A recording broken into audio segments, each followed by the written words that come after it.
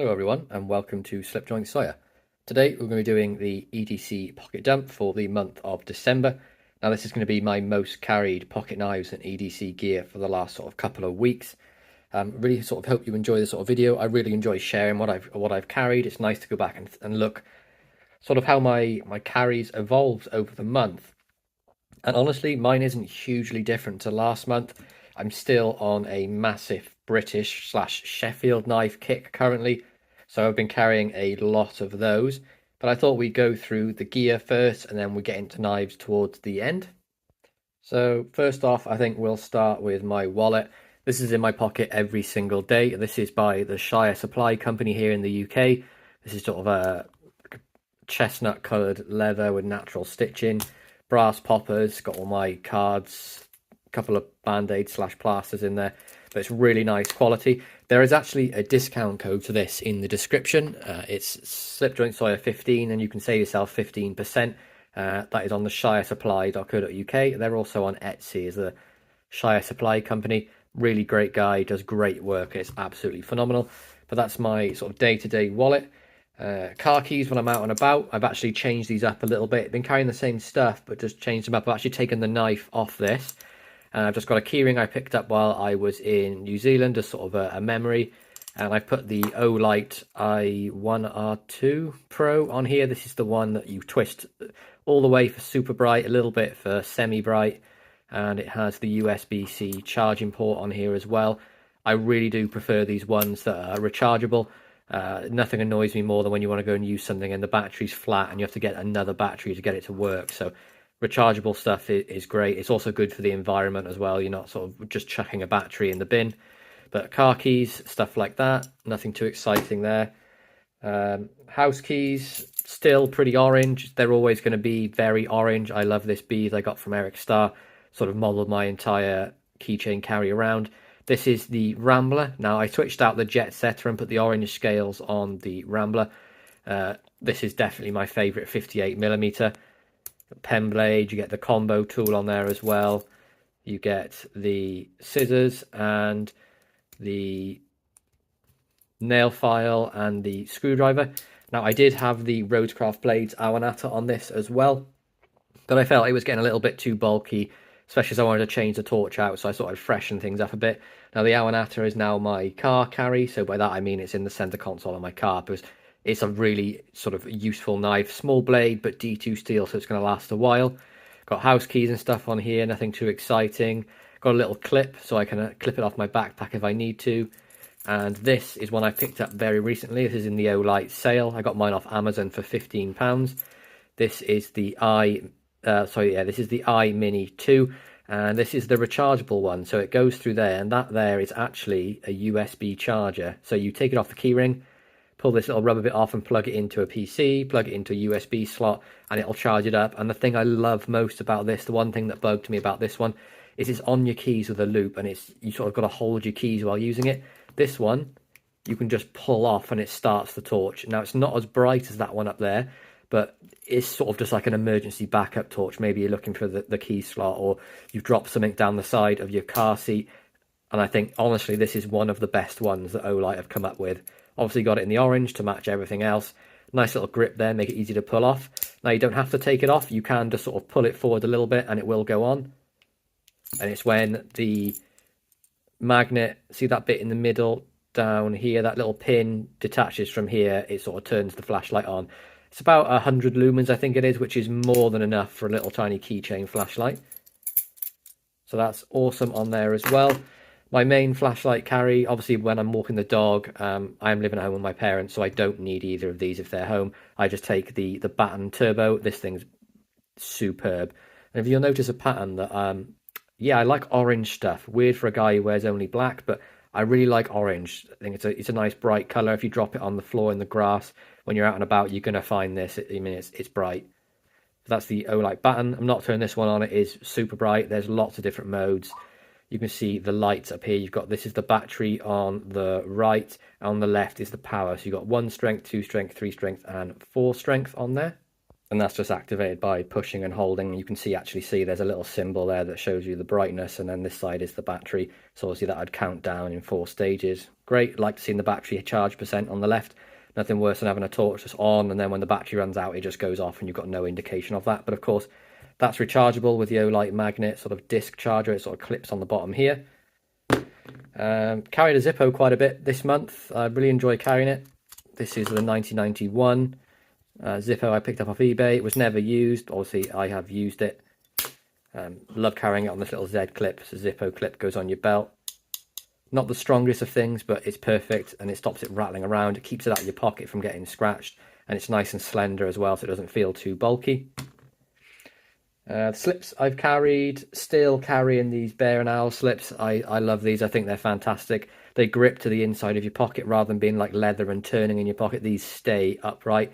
This is my main one. This is when I carry a slightly bulkier knife. You can see this is a little bit wider than this one. And in this, I carry my brass pen. Just sort of sits in the side like that. Nice and flush. Never know it's even in there. But love those. Onto the knives. Now, this might seem as come as a surprise to some of you if you're familiar with my channel.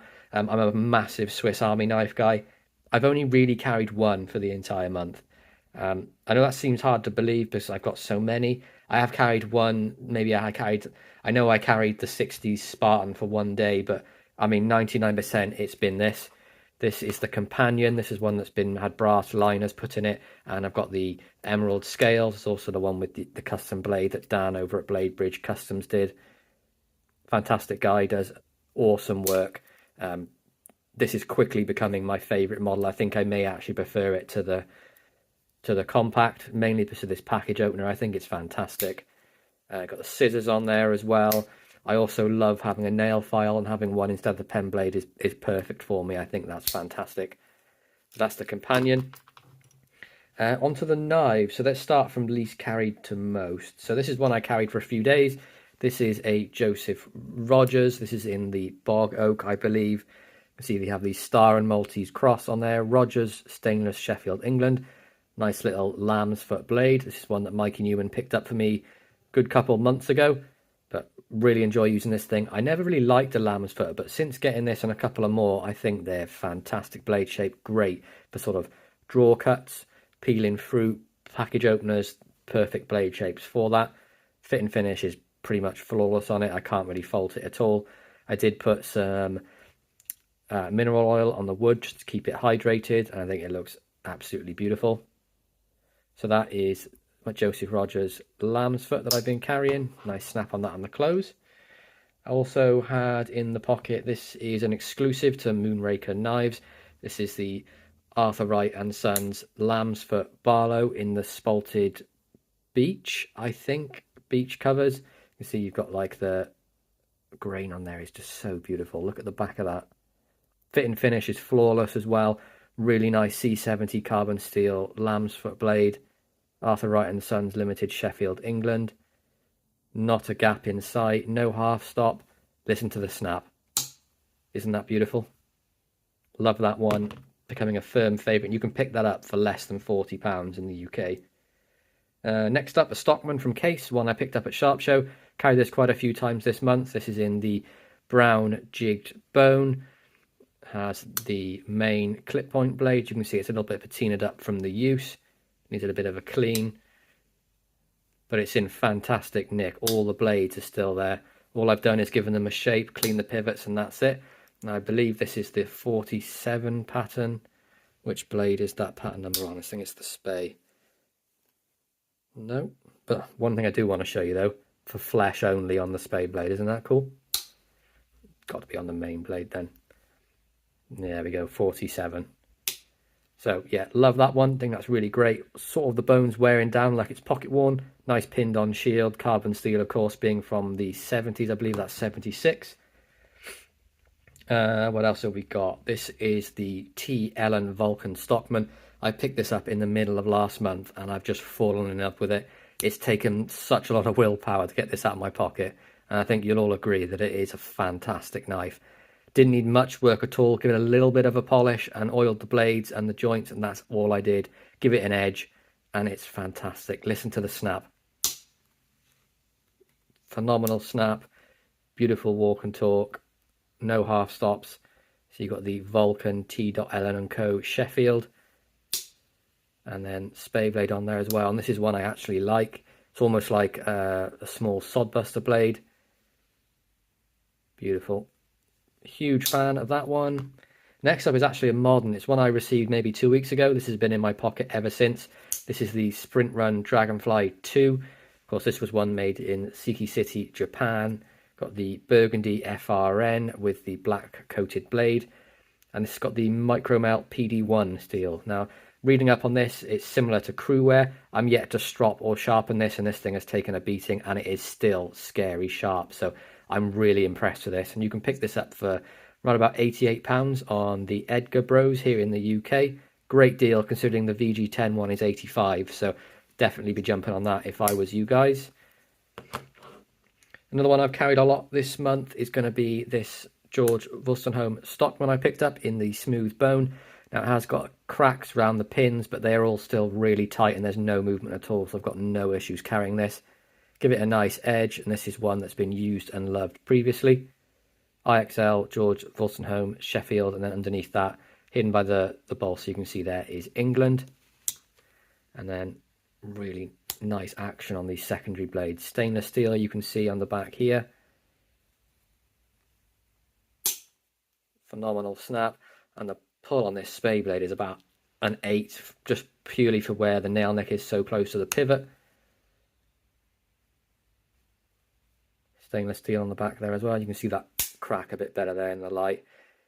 It's nearly all the way through, so very soon I might have to get this recovered, or I might put a little bit of glue and see if I can seal that up.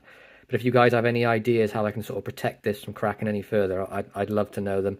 I don't really want to lose the original scales on this. But big fan of this one. Wonderful knife. As you know, I'm a huge Wolstenholme fan. Now, there's one I've carried pretty religiously through the entire month, and there's two which I'm considering for Knife of the Year. We'll go through the Knife of the Year ones first. One of them is probably no shock, is the Rosecraft Blade Stinking Creek Sow Belly, purely for the fact that it's a sow belly, and I am absolutely obsessed with that pattern. Secondary, it's a single blade sow belly, which makes it really comfortable, plus you get that hard use D2, and this has taken a beating as well. I've loved using this thing. So it's model number RCT023 and then BSW for the black sandalwood. See the colours in there. Got the club shield on there. Excellent action. Nice pull, about 7. That one is fantastic. And then my other one that I'm struggling so hard to pick between this sow belly and this Heine Haynes exclusive Arthur Wright & Sons. This is in ebony. You've got the red underliners designating that it's a Heine exclusive. C70 carbon steel sheep's foot blade. And you can pick this up for $38.95. And I mean, it's flawless. That's just oil where I've oiled it. Not a gap in sight.